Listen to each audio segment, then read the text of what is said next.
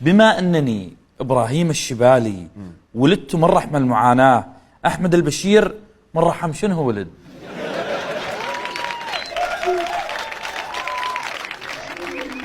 يعني هو